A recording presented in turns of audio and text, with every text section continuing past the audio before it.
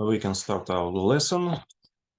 The theme of our lecture is fundamental of standardization and certification. Fundamentals of standardization and certification.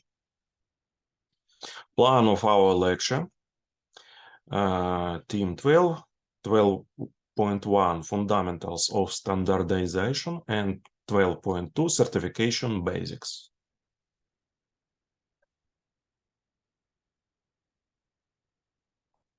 Write down to your notes the theme of our lecture and our plan.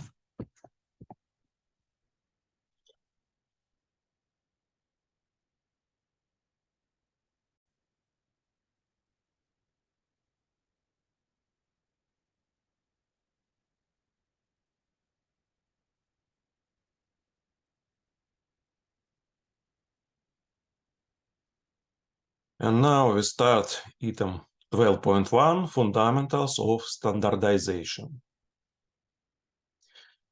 The state standardization system aims to provide implementation of a unified technical policy in the field of standardization, metrology, and certification. Protecting the interests of consumers and the state in terms of product safety for the life, health, and property of citizens, environmental protection. Interchangeability and compatibility of products, its unification.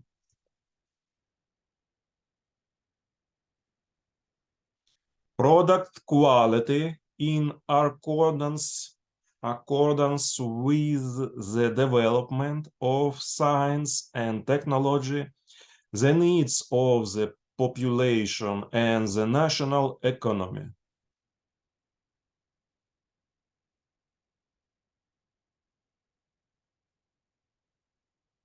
Saving all types of resource, improving the technical and economic characteristic of production. Security of national economic facilities, taking into account the risk of natural and man-made disasters and other emergencies. Creation of a regulatory framework for the functioning of systems of standardization and certification of products. Defense capability and mobilization readiness of the country. Please write down to your notes all these aims that provide the state standardization system.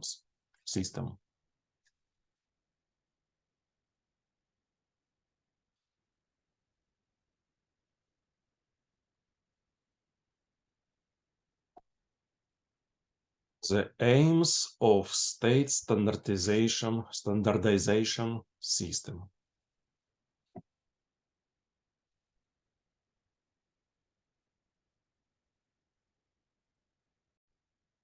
Okay. Let's show the next slide.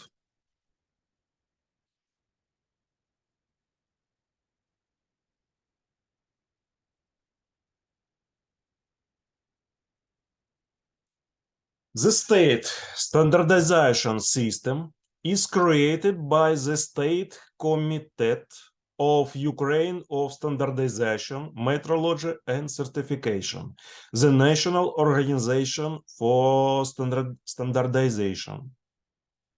The main principle of standardization, taking into account the level of development of science and technology, environmental requirements, economic feasibility and production efficiency for the manufacturer benefit and safety for consumers and the state as a whole.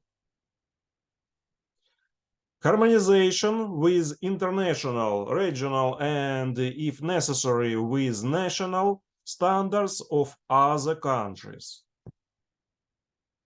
Ensuring compliance of the requirements of regulatory documents with legislative acts.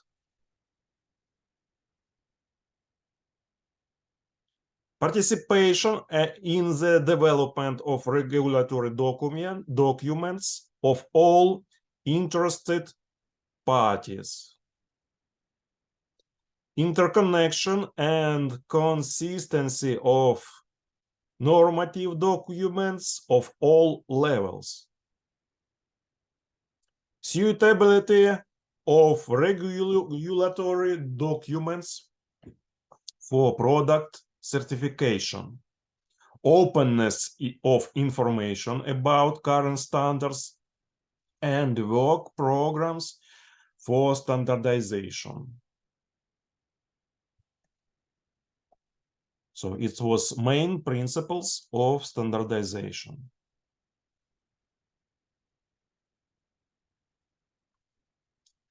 Normative documents on standardization are divided into state standards of Ukraine. It's DSTU. Industry standards, standards of scientific and technical and engineering societies and unions, technical conditions, and enterprise standards. International, regional, and national standards of other countries are applied in Ukraine in accordance with international treaties.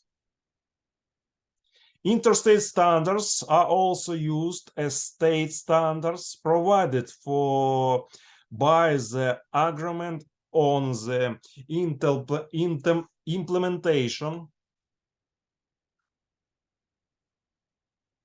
of a coordinated policy in the field of standardization, metrology, and certification interstate standards.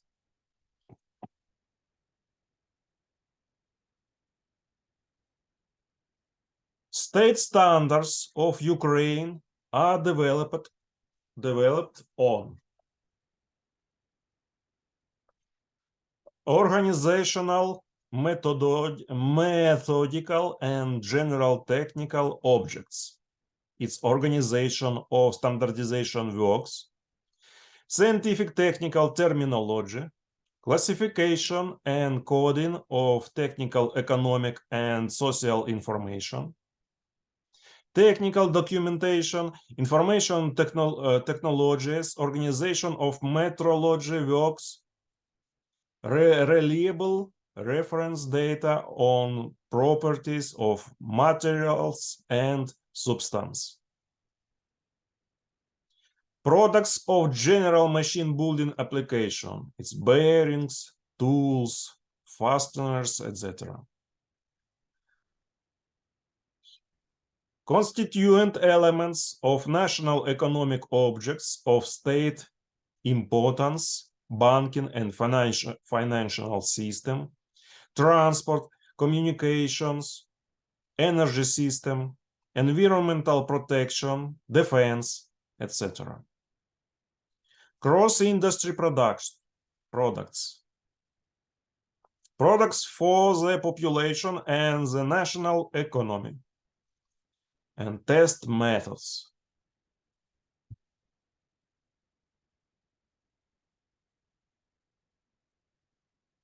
State standards of Ukraine contain obligatory and imposed requirements. Mandatory include requirements ensuring the safety of products and requirements for testing methods for these characteristics. Occupational safety and health requirements with reference to the relevant sanitary norms and rules. Meteorological norms, rules, requirements, and ensure the reliability and uniformity of measurements.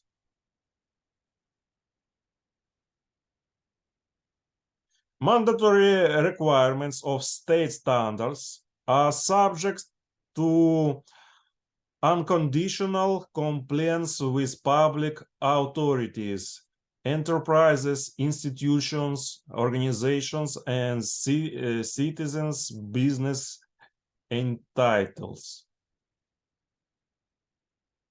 The recommended requirements are to be met if this is provided by current legislation.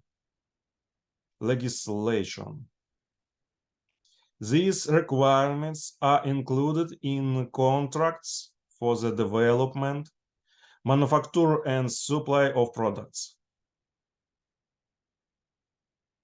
The manufacturers or supplier of products made a statement on the conformity of products to these standards.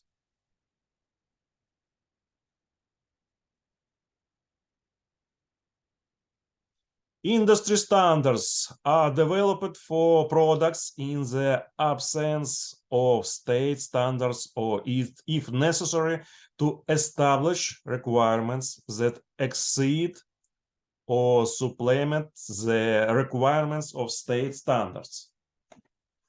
Standards of scientific and technical and engineering societies and unions are developed when it is necessary to disseminate the results of basic and applied research obtained in certain fields of knowledge or areas of professional interest. These standards may be used with the voluntary consent of users.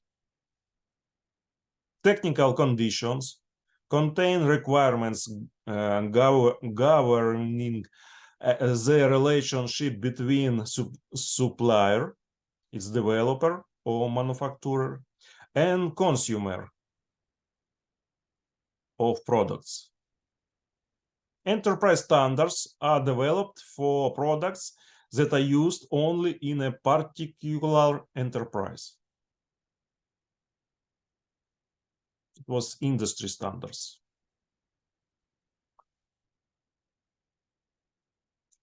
An important role in the formation of the theoretical basis of standardization is given to the relevant principles and methods.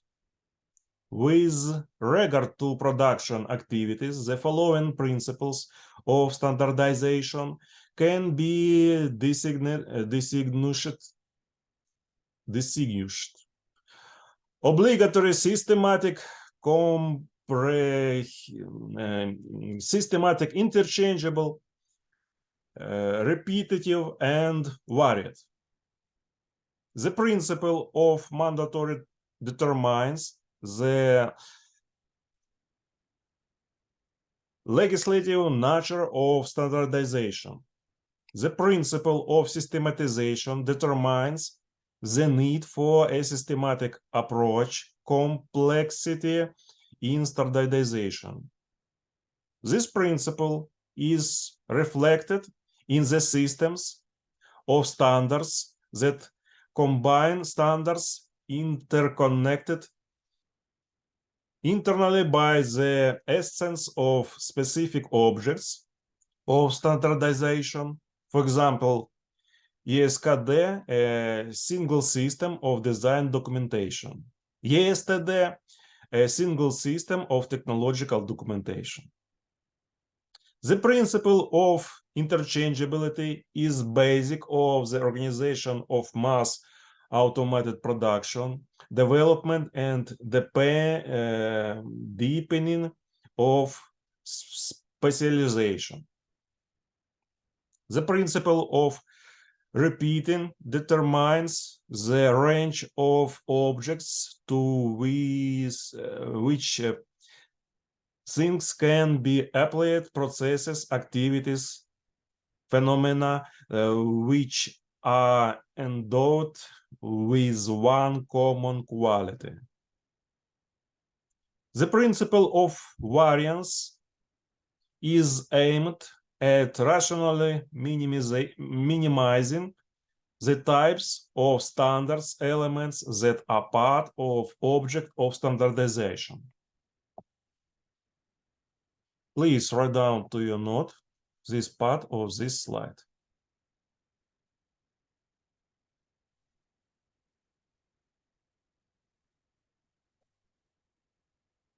The principles of standardization. It's obligatory, systematic, interchangeable, repetitive, and varied.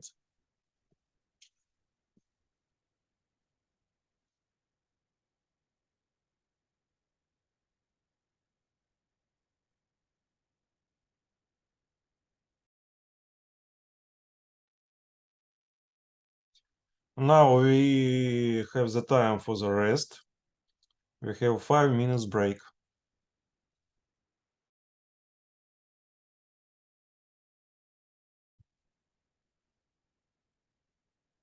Okay, the given principles are the basis of the formation of standardization methods.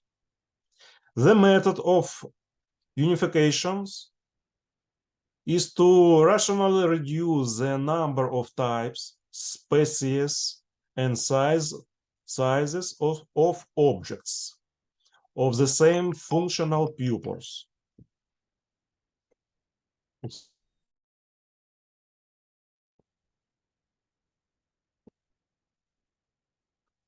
Unification can be carried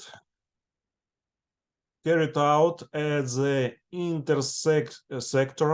sectoral, and factory levels. The method of typification is to develop standards designs of technological processes based on common to a number of products, processes, technical characteristics. The method of aggregation is the manufacture of machines, mechanisms, and other products by assembling them from a limited number of standard units or unified components and parts that have geometric and functional interchangeability.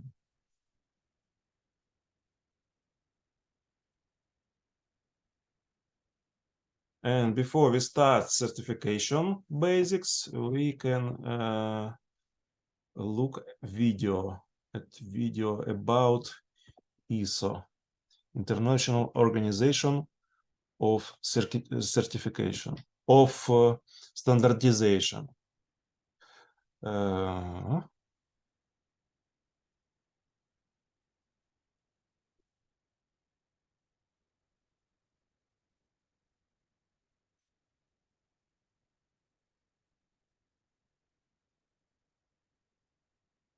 Hello, everybody. Welcome to course of Complete Course 1 units. Hopefully, you will come out with a better understanding of what is ISO, what do we do, and how are we structured. So how are decisions taken at ISO? ISO is a global network of the world's leading standardizers, and the main deliverable that we publish is the international standard. It's not the only deliverable that we publish at ISO. We'll get into these details in subsequent courses, but it is certainly one of the main deliverables that we publish, the international standard. You may have noticed that our acronym, ISO, doesn't match our name, the International Organization for Standardization.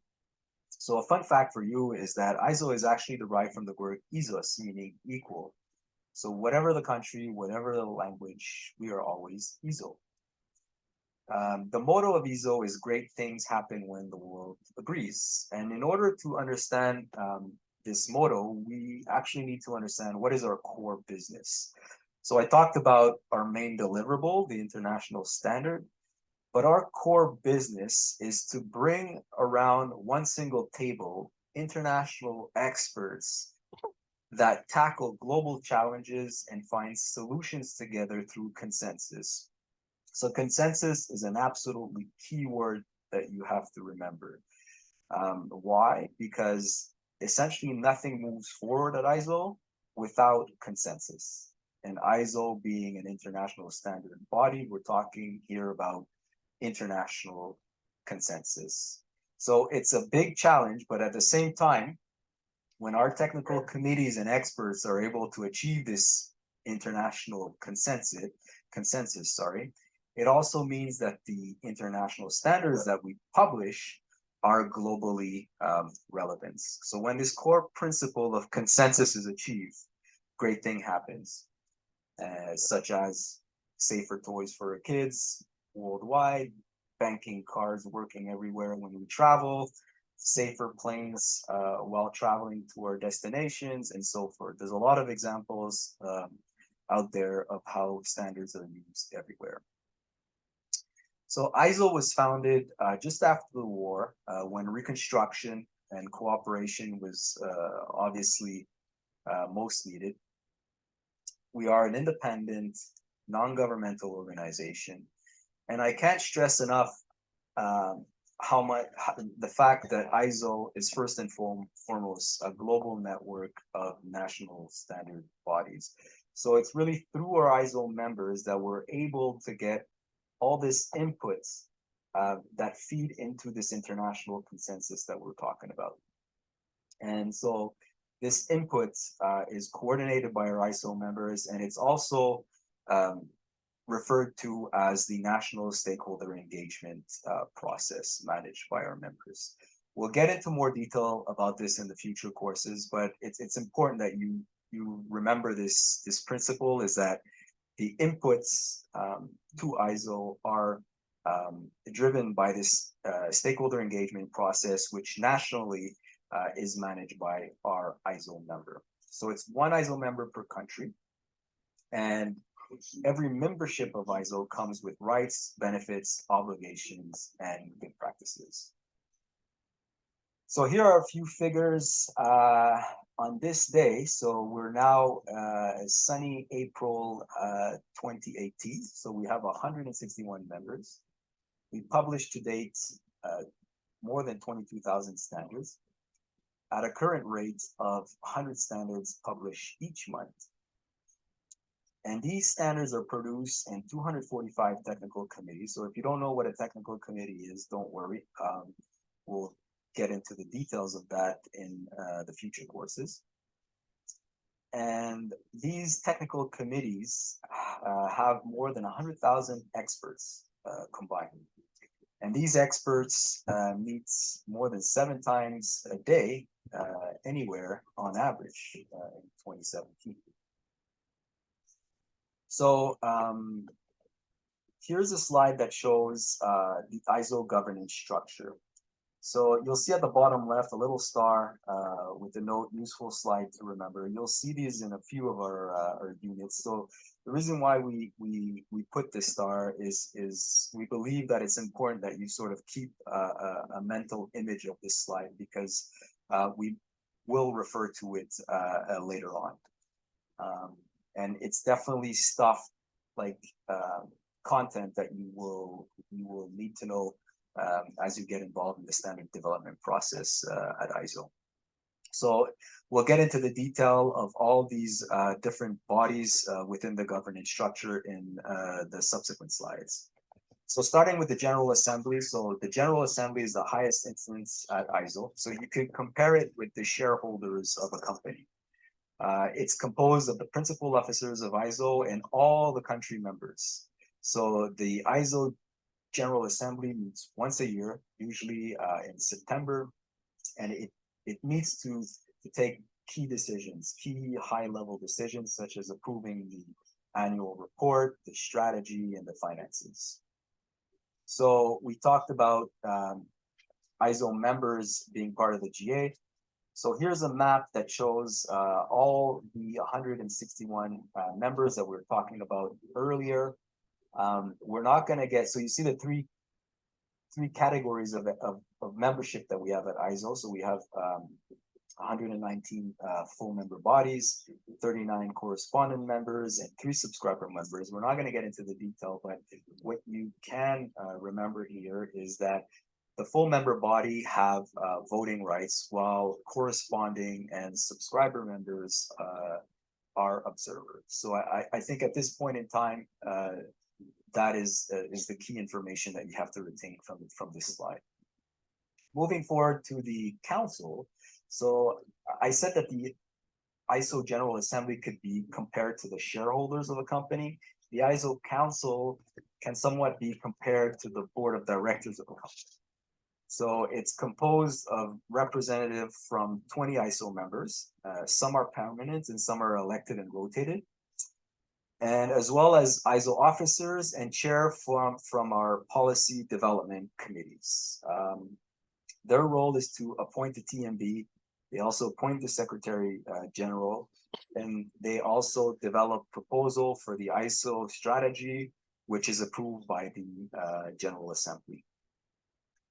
The President's Committee is composed of the ISO principal officers. So we have the ISO President, the Vice President Policy, the Vice President Technical Management, the Vice President Finance, the ISO Treasurer, and the ISO Secretary General. So this group essentially makes recommendations for the councils, and they also provide guidance to the Secretary General of ISO. The ISO Council is also supported by several standing committees, and they are specialized, they are created and they're specialized in specific domains like IT, finance, and so forth. There are also 3 policy development committees. So CASCO, Capolco, DEVCO. CASCO, looks after conformity assessment. Capolco deals with consumer matters, and DEVCO with developing countries. All 3 report to the ISO Council. The TMB, which is a word that you'll hear often, stands for the Technical Management Board. It's composed of 15 members from ISO members, and the TMB members are elected for 3 years terms. So the GA was, the General Assembly was the highest instance at ISO. The Technical Management Board is the highest instance for the technical work at ISO, and they oversee the overall management of the technical work. That is the work of the technical committees. Some of their tasks include, the establishment and the dissolution of technical committees, the approvals of titles and scope for these technical committees. They appoint the chairmen of the technical committees. They are there also to resolve conflicts and appeals, and they also review ISO performance regarding standards development. So all ISO technical committees report to the Technical Management Board. The technical committees are actually in charge of developing standards. So I'm not going to get into the details of that because we have an entire course dedicated to technical committees. And finally, last but not least, we have the ISO Central Secretariat, or ISO CS. So this is where we coordinate the day-to-day activities of the standard development process. And also this is where ultimately international standards get published. So, and it's also from here that I'm recording this video, and ISO CS is also there to support the technical committees. So I hope you've enjoyed this video, and I look forward to one more unit, one more video, units of standardization principles. Because I guarantee that you will forget most of them. So what is the code of conduct? This is one very important document at ISO. What is the global relevancy principle? What other principles support the development of ISO documents? And where can I find important reference material? Because I guarantee that you will forget most of the stuff we'll cover during this the code of conduct, and this is why we tag this slide as a useful slide to remember. The ISO code of conduct applies to every single person participating in an ISO group. So be it a policy group, a technical or project committee or working group, or any other consensus group. It is designed and intended to facilitate the work that we carry out at an international level in a multi-stakeholder, multi-sectoral environment. So this is quite a big challenge, and the ISO code of conduct is there to help us. So any participant in ISO must adhere to this code of conduct. We recommend keeping it out there in the open. Often the code of conduct is printed and made available at the ISO meetings. So the ISO code of conduct essentially contains a pledge made by people undertaking ISO work. So some of the key clauses, we recognize that the development of international standard is for the benefit, first and foremost, of the international community, because we're working at ISO. So ISO works at the international level. There's other organizations working at the regional or the national level, but ISO works at the international level. So, we work for the benefit of that international community over and above the interest of any individual or organization. We are committed to advancing these standards within the agreed scope, and we will not hinder their development simply for the sake of personal interest or one single organization's interest. We uphold key principles in the standardization process. One of them is consensus, which I introduced in Unit 1. It's one of the most important one that relates to standards, but there are other key principles such as transparency, openness, impartiality, effectiveness, relevance, coherence, and so forth. These are all included in the ISO Code of Conduct. We are committed to having a clear purpose and scope with objectives and a plan in place. So this plan often is found in the strategic business plans of the technical committees, and it's there to ensure the timely developments of international standards.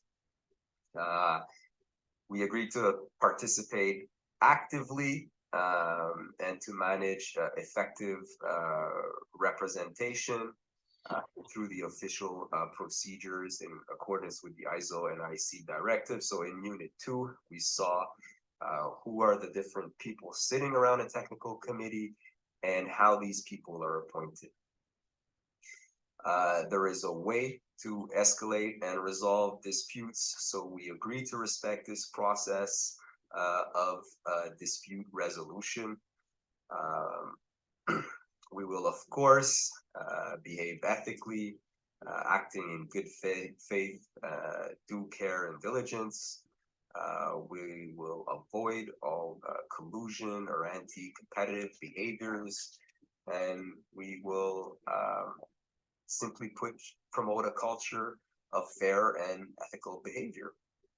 Of course, we will respect others in meetings and the professional culture that is associated with international standardizations. So we'll, respect others in their opinion, accept group decisions, even if it doesn't necessarily correspond to our personal or organization's view. If there's a group consensus, we're certainly allowed to, at the end of the day, the rules are published and that they are globally relevant when they are published. So that is a key principle at ISO, and if we manage to respect that, then the World Trade Organization will recognize ISO standards as tools to help international trade. Global relevance is achieved by ensuring that the international standards are relevant and effectively respond to regulatory and market needs and to scientific and technological developments in various countries around the world. International standards should not distort the global market. They should not have adverse effects on fair competition, and they should not stifle innovation and technological breakthrough. On the opposite, there are many examples where international standards foster innovation. International standards are intended to facilitate fair competition between economic operators. We do not want to create technical barriers to trade. On the opposite, we are aiming to achieve fair competition through standardization. In addition, international standards should not give preference to the characteristics or requirements of specific countries or region when needs or interests exist in other countries or region. I mean, that's an obvious one. We're developing an international standard, so it needs to be applicable globally. Last but not least, international standards should be performance-based rather than based on design or descriptive characteristic, meaning that they should call for the result rather than the way this result is achieved. So that's also, if you think about that for a few seconds, you'll see that that's obvious, because if we start setting requirements on the design, for example, then that will set clear advantages for companies that are able to create such products with these specifications. So we're hindering fair competition, and we might be creating potential technical barriers. So more information concerning the ISO Global Relevancy Policy, some guidance and key message for committee leaders and other participants are available on the ISO website that you see appearing here on this slide, and the links. So when we speak of ISO deliverables, we mean international standard, technical specification, publicly available specification, or technical reports. So to find out more about these different deliverables, I would refer you forward to course 1, unit 4. So don't worry if these terms are a bit confusing to you. Literally in the next unit, we will be covering these ISO deliverables. So consensus, which requires the resolution of any serious objections, is an essential procedure and necessary condition for the preparation of all ISO deliverables. Although it's necessary to work fast, sufficient time is required before publication for discussion, negotiation, and resolution of significant technical disagreements. In the future courses, we'll go through, we'll spend a lot of time going through the different steps, and this is where you will understand where this time is given in every single stages.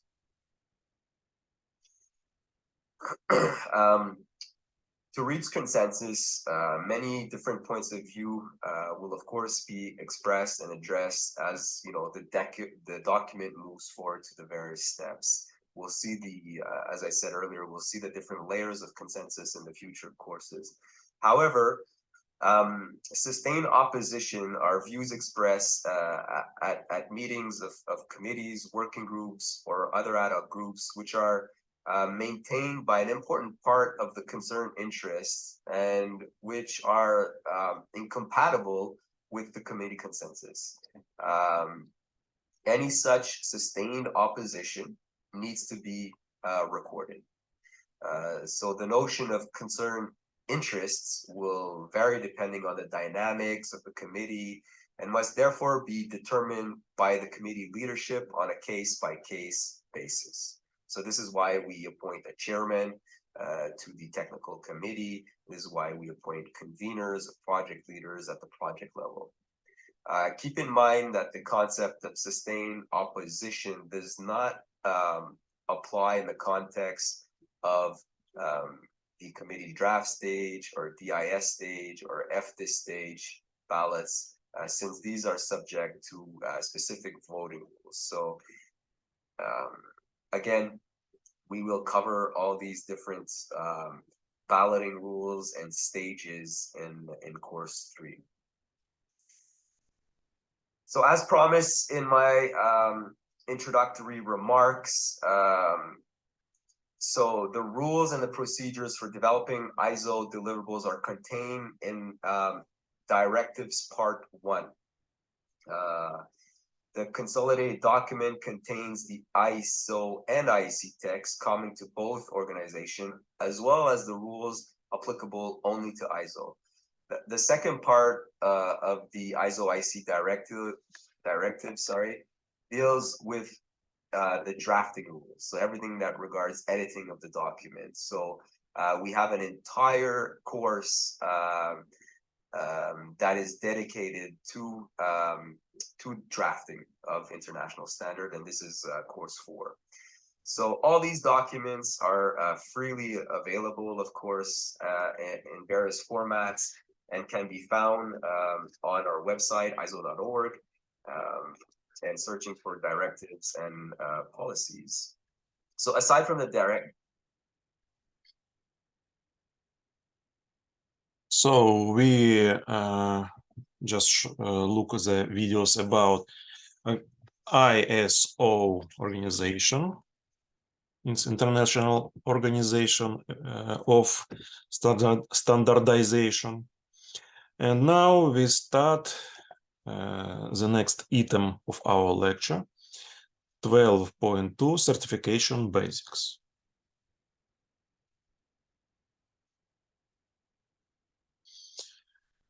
In achieving a high technical level and quality of products, further development of the state economy as well, along with standardization, a significant role is given to certification.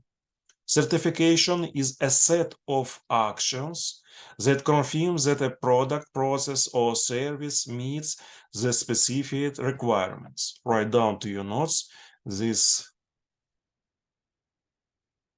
sentences about certification.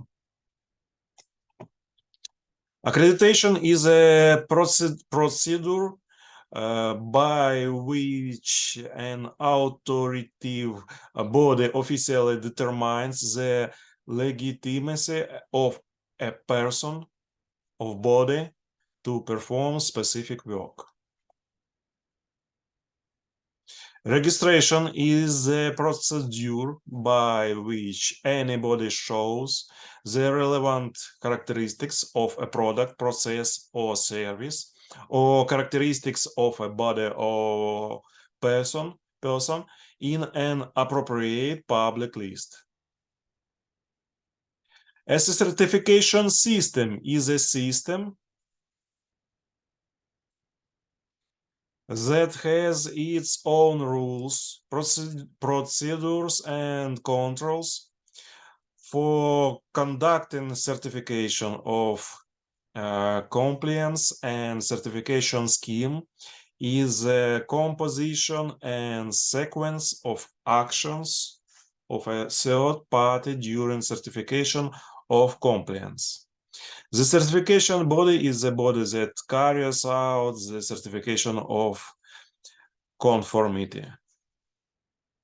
Write down to your notes that what is the certification and accreditation.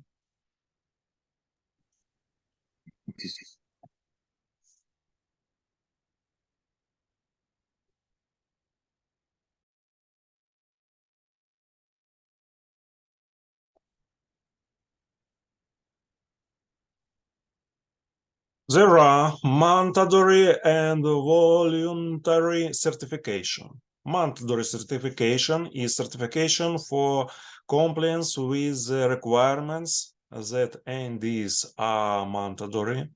Voluntary certification is carried out on a voluntary basis at the initiative of the manufacturer or consumer of products. The following interrelated activities are carried out in the UKRSEPRO system. It's Ukrainian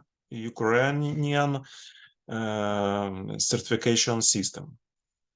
Certification of products, its services, processes, certification of quality systems, certification of production, accreditation of testing laboratories or centers, accreditation of product certification bodies, accreditation of quality system certification bodies, certification of expert auditors for listed activities.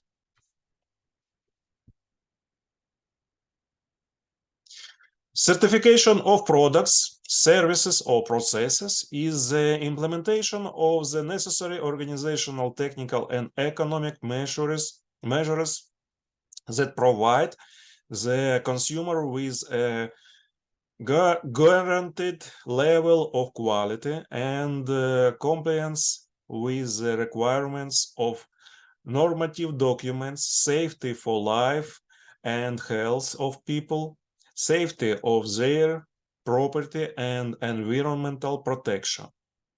Certification of quality systems is a verification, assessment, and certification by an accredited certification organization that the quality system on an enterprise meets the requirements of a national or international standard for quality systems.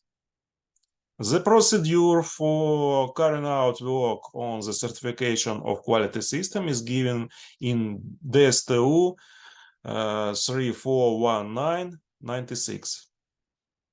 Certification of production is an official confirmation by the certification body of the necessary and sufficient conditions for the production of certain products, which ensure the stability of compliance with the requirements set in the MD and controlled during certification.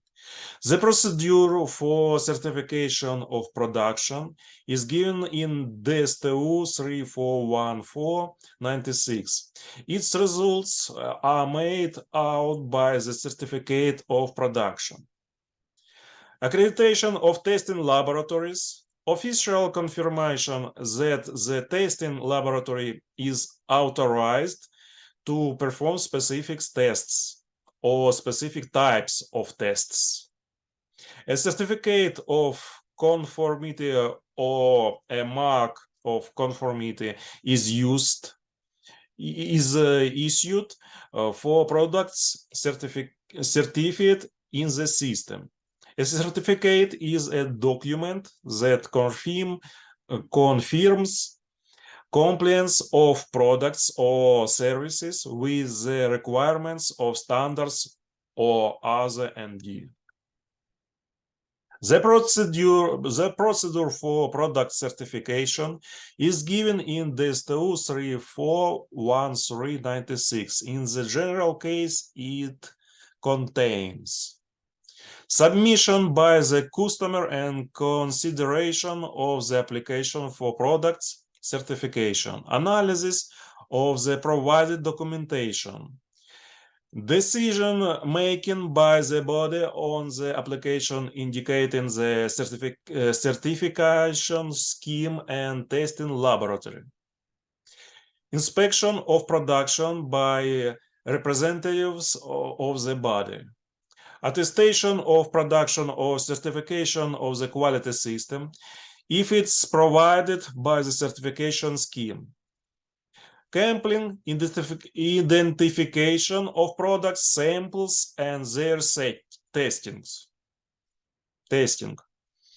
Analysis of the obtained results and decision-making on the possibility of issuing a certificate of conformity or granting a license. Issuance of a certificate of conformity, issuance of a license, and entry of certified products in the register of the system of justification of refusal in case of decision not to issue a certificate license. Recognition of the certificate of conformity issued by a foreign body subject to the relevant agreement. Technical supervision of certified products during its production. Information on the results of certification work.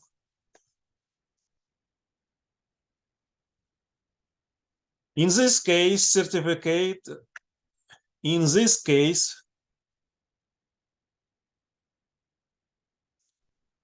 certificates are issued for a single product, for a batch of products, or for products that are mass produced.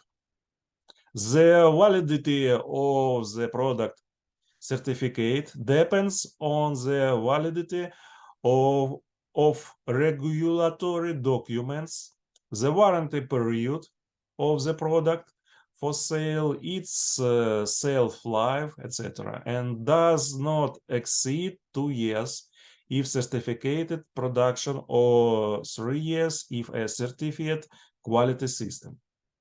The general management of the system, organization, and coordination of work on product certification is carried out by the national certification body, the state standards of Ukraine. So our time is finished. Our lesson is finished too. I send you this presentation in our Telegram group, and you can find the last 1, 2, 3, 4, 5 illustrative slides about certification works. It's you do it yourself. Please tell me, have you questions?